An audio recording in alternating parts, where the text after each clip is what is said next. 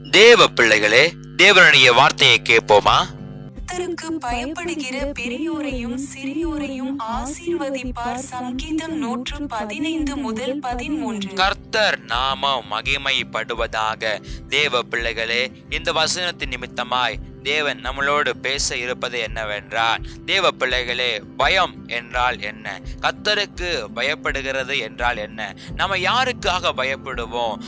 நல்லா நீங்க யோசித்து பாருங்களேன். நம்ம பயம் என்றால் இதை பயந்து நடுங்குவதுக்கு அல்ல, இது பயம் என்று எழுதப்பட்டிருக்கிறது. பயம் என்றால் ஒருத்தங்களுக்கு நம்ம விருப்பப்பட்டிருக்கோம்னு வச்சுக்கோங்களேன். ஒருத்தங்க ரொம்ப பிடிச்சிருக்கு அப்படின்னா அவங்களுக்காக என்ன பண்ணுவோம்? நம்ம எல்லாத்தையும் நேரத்தை ஒதுக்குவோம். அவங்க பேசாம இருந்தா பயப்படுவோம். அப்படி இல்லை, அவங்களுக்காக பிடிச்ச காரியங்கள்லாம் நம்ம செய்வோம். காரணம், அவங்க நம்மளோட பேசிக்கிட்டே இருக்கணும், அவங்க நம்மள்ட்ட இருந்துகிட்டே இருக்கணும்.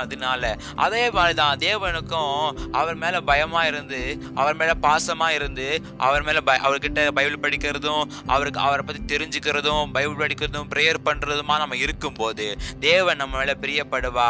அதுதான் தேவனுக்கு பயப்படுகிற பயம். தேவ பிள்ளைகளே, இதெல்லாம் நீங்க செய்வீர்கள் என்றால் தேவன் நிச்சயமாகவே உங்களை ஆசீர்வதிப்பார்.